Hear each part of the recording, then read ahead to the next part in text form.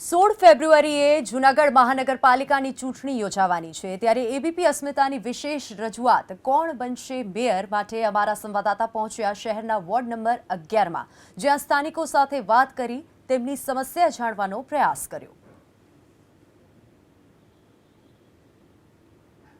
ABP અસ્મિતાની વિશેષ રજૂઆત કોણ બનશે મેયરમાં આપનું સ્વાગત છે। જૂનાગઢ વોર્ડ નંબર 11માં અમે આવી પહોંચ્યા છીએ અને વોર્ડ નંબર 11ના અલગ અલગ ક્ષેત્રના લોકો અમારી સાથે છે। અમે એની સાથે વાત કરીશું અને આગામી 16 તારીખે જૂનાગઢ મહાનગરપાલિકાની એકમાત્ર મહાનગરપાલિકાની ગુજરાતની અંદર ચૂંટણી યોજાવાની છે। સ્થાનિક નાગરિકો સાથે આપણે વાત કરી, આપ શું માનો છો? 16 તારીખે ચૂંટણી યોજાવાની છે। જૂનાગઢની અંદર આમ તો ઘણા બધા પ્રશ્નો છે। 5 વર્ષ દરમિયાન કયા કામો થયા અને મુખ્ય શું પ્રશ્નો છે? જૂનાગઢનો મુખ્ય પ્રશ્ન એ વોર્ડ નંબર 11નો પણ મુખ્ય પ્રશ્ન એટલા માટે કહી શકાય કે વોર્ડ નંબર 11 એ જૂનાગઢનું હાર્ટ છે અને અહીંયા આપણે અત્યારે જ્યાં ઊભા છીએ ત્યાં કમર કમર સુધી વરસાદી પાણી ભરાયા હતા। આપ સૌ વાકેફ છો એનાથી। હવે આ વોર્ડની પરિસ્થિતિ એવી છે કે સામાન્ય અડધો ઇંચ 1 ઇંચ વરસાદ થઈ જાય તો પણ આપણા પગરખા ડૂબે એટલું પાણી રોડ ઉપર વહેતું હોય છે। કારણ કે બાજુમાંથી જ જતો વોકળો એના બંને કાંઠે પ્રોટેક્ટિંગ વોલનું કોઈ આયોજન કોર્પોરેશન નથી કરતું। એ જ કારણે જે કાઢવાનો વોકળો જે કહેવાય છે એનું જ પાણી અહીંયા ઘૂસે છે। ગાડીઓ તરતી હતી, લોકો તણાણા હતા અને આગળ ઉપર એની હિસાબે આગળ ઉપર કોઈ જાનહાનિ પણ થઈ હતી। પરંતુ એમ છતાં ગયા ચોમાસાની વાત આ ચોમાસું આવી ગયું, હજુ ઠેકાણા નથી કે પ્રોટેક્ટિંગ વોલ થશે કે નહીં। હજી નથી થઈ। વાતો થાય છે, વાતોના વડા થાય છે। વોકળા કાંઠેના દબાણોના નામે ઇમારતોને 262ની નોટિસો પણ અપાઈ છે। માત્ર કાગળ ઉપર કામગીરી કરી, વાહવાહી મેળવી, ફોટા પડાવી અને સંતોષ મનાય છે। કામ કોઈ થતું નથી અને જૂનાગઢનું આ જે પ્રશ્ન વોર્ડ નંબર 11નો છે એ જ પ્રશ્ન આખા જૂનાગઢનો પણ આ જ છે। આપ કઈ રીતે જુઓ છો આ વિસ્તારની અંદર મુખ્ય શું પ્રશ્ન? મુખ્ય પ્રશ્ન બજાય આ પાણી જે ઘૂસી જાય છે એના માટે કાઢવાનો ઓકળો ઊંડો કરે અને પ્રોટેક્ટર દિવાલમાં જે કરવાનું કહે છે પ્રોટેક્શન દિવાલ એ કરે તો એના માટે ઘણો ફાયદો થશે। બરોબર। પાણી ઘૂસી ગયા હતા? પાણી તો ઘૂસી જ ગયા હતા। કઈ કઈ સોસાયટીઓમાં પાણી ઘૂસ્યા હતા? સોસાયટીઓના નામ બોલો। લક્ષ્મીનગર, દુર્વેશનગરમાં 3 વાર કર્યું, લક્ષ્મીનગરમાં 2 વાર, લક્ષ્મીનગર, મોરારીનગર, કૈલાસનગર, ડ્રીમલાઇન સોસાયટી જે કાઢવો આવ્યો, કાઢવાની દિવાલ, એ જે દિવાલ ત્યાં જે છે થોડીક જ દિવાલ કરેલ છે। દિવાલમાં એમાં એ જે વસ્તુ છે ભ્રષ્ટાચાર કરીને જતા રહ્યા છે। એ દિવાલે અમે વારંવાર રજૂઆત કરતા હજી દિવાલ લાગટ બાકી છે। અહીંથી માંડીને જે પુલ પાસેથી થઈ છેટ હાઈસ્કૂલ સુધીની દિવાલ કરવાની હતી, અત્યારે દિવાલ લાગટ જગ્યાએ પડેલ છે। તો આ વખતે ચોમાસું પહેલા કે અમે કરી દેશું, હજી કરી નથી।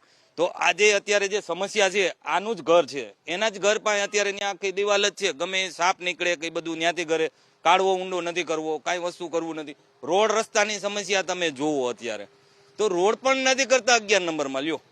એમાંય વાલા દવલાનો જે વસ્તુ છે અહીંયા આજે સોસાયટીઓ પૂરતો એટલો તો 11 નંબરમાં આવું થાય છે?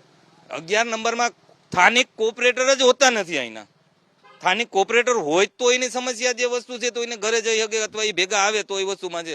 4 માંથી 1 કોર્પોરેટર અમે ગમે ત્યારે ફોન કરતા 1 આવતા, 3 તો દેખાણા જ નથી। એક ભાઈ તો જે વસ્તુ છે જીતા ભેગા સીધા અહીંથી મકાન ખાલી કરી દુર્વેશનગરમાંથી જાંજડા રહેવા વહી ગયા। 5 વર્ષની અંદરમાં ક્યાં પણ દેખાણા હોય તો કહેવાનું કે સોસાયટીમાં ગમે એને તમે પૂછજો કે 4 માંથી નામે નહીં આવડતા હોય। આગામી 16 તારીખે ચૂંટણી યોજાવાની છે, તમે શું જોઈને મતદાન કરશો? હવે જોવાની બાબત તો એવી છે કે આપણે કઈ રીતે કોને મતદાન દેવું। પેલા તો મારો પ્રશ્ન એ છે કે મતદાન શું કામ કરીએ અમે? ભાઈએ જે રીતે રજૂઆત કરી કે 3-4 માંથી એકાદો કોર્પોરેટર આવ્યો હશે। જ્યારે પાણી આવ્યું ત્યારે મારી પોતાની ગાડી તણાણી હતી, મારા ઘરમાં 2.5 થી 3 લાખ રૂપિયાની નુકસાની થઈ છે।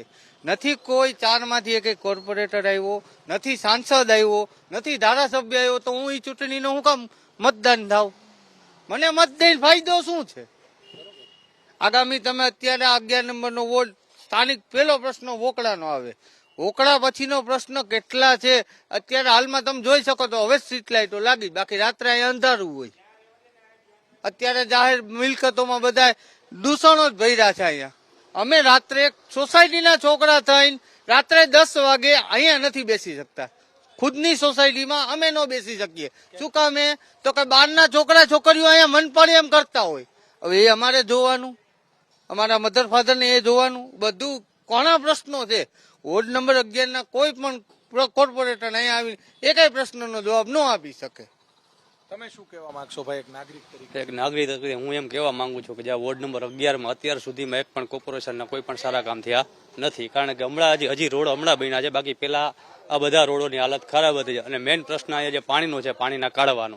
કારણ કે અહીંયા 2 વખત પાણીનો કાઢવામાં વધારે પાણી આવી ગયું છે. એને લીધે માણસોના ઘરમાં પાણીમાં અડધા કમર ફૂટ સુધી પાણી આવી ગયા છે. અને હજી સુધી જે અહીંથી એમ કહો કે તમે 2 કિલોમીટર સુધીની લાંબી દિવાલ હજી સુધી કાઢવાની બનાવવામાં આવી નથી. કે જેનું કોર્પોરેશન વાળા બધા એમ પણ કીધું અમે પાછું પાણી ઘરી જવાની 100% પૂરી શક્યતા છે. કારણ કે પાણીનો તો કઈ નક્કી નથી હોતું કેટલું વરસાદ થાય કેટલું ના થાય. પણ આ વખતે મને પણ એવી બીક છે જ કે આ વખતે પાછા આપણે જે વોર્ડ નંબર 11 ના જેટલા રહીશો છે તેના મકાનમાં પાણી કરી શકશે. ચોક્કસ ભાઈ, તમે શું કહેવા માંગશો? ઘણા બધા પ્રશ્નો છે, લોકો શું જોઈને મતદાન કરશે? 16 તારીખે ચૂંટણી છે. અત્યારે સ્થાનિક લોકોની પહેલા તો એક જ માગણી છે, પક્ષ કોઈ પણ હોય અમારા વોર્ડમાંથી પહેલા તો તમે ઉમેદવાર મૂકો. આજે આપના માધ્યમથી દરેક રાજકીય પક્ષોને એક અમારા વોર્ડના તમામ લોકોની એક જ માગણી છે અને જે આપના માધ્યમથી પહોંચાડું છું કે જે કોઈ ઉમેદવાર મૂકો તમે અમારા વોર્ડમાંથી મૂકો. અહીંયાથી ઉમેદવાર મૂકો છો, અહીંયા શું થાય છે એ લોકોને કોઈને ખબર હોતી નથી, કોઈ દરકાર નથી કરતું અને લોકો ટેક્સ ભરી અને હાલાકી ભોગવે છે. તમે ભાઈ શું કહેવા માંગશો? તમે વેરો ભરો છો, હવે મતદાન કરવાના છો. વેરોય ભરો, મતદાન કરવાનું અને 16 તારીખે ચૂંટણી છે. શું જોઈને મતદાન કરશો 5 વર્ષમાં? સાહેબ અત્યારે એવું છે કે પાણી ભરાણું, ગટર એક પણ ગટર સાફ નથી થઈ. તમે ગટરનું ઢાંકણું ખોલો એટલે 2 ઇંચ જેટલું પાણીની જગ્યા એટલી છે, એટલે ગટરમાંથી કોઈ જાતનું પાણી જાતું જ નથી. રજૂઆત કરો તો કોઈ જવાબ દેતા નથી. હા એ કે આવશું ફુવારા મારીએ, કોઈ હજી સુધી આવ્યું નથી. ને બીજું આ ગેરકાયદેસર નકરી પીજી જ ચાલે છે. રાતના તમારે કોઈ અહીંથી બહાર તમે નીકળી ન એટલી ગાડીઓ આટા મારે છે અહીંયા. રજૂઆત કરી, પોલીસ વાળા અઠવાડિયું આવ્યા, પોલીસ વાળાને ધન્યવાદ, થોડાક દિવસ બંધ રહ્યું, કોઈ નીકળતા નહીં. એક નાગરિક આવ્યા છે, સીધા આપણે એમની સાથે વાત. તમે અત્યારે અહીંયા આવ્યા છો, 16 તારીખે ચૂંટણી મહાનગરપાલિકાની યોજાવાની છે, ખબર છે તમને? મને નથી ખબર. શું જોઈને મતદાન કરશો તમે? હવે કોઈ એવા યોગ્ય માણસો હોય ને કઈ સારું કામ કરે તો એને મત દેવાય. બાકી તો અમારા મત દઈએ છે એમ થાય કે કોઈ એનો અર્થ જ નથી. હા, વેરો ભરો પણ એનું કઈ હાઉસ ટેક્સ તરત જ આવીને દઈ દઈએ છીએ. તમામ વેરા ભરે છે પણ કોઈ એનો ઉપયોગ અમને સદુપયોગ નથી થયો સોસાયટીમાં. અત્યારે જે તે સમયે અમારે અહીંનું પાણીનું હતું તો કોઈએ જવાબ ન આપ્યો.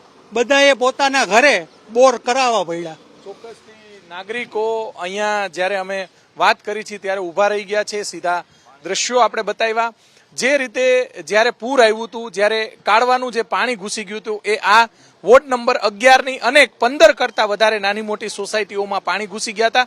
લોકોને લાખો રૂપિયાનું નુકસાન થયું હતું.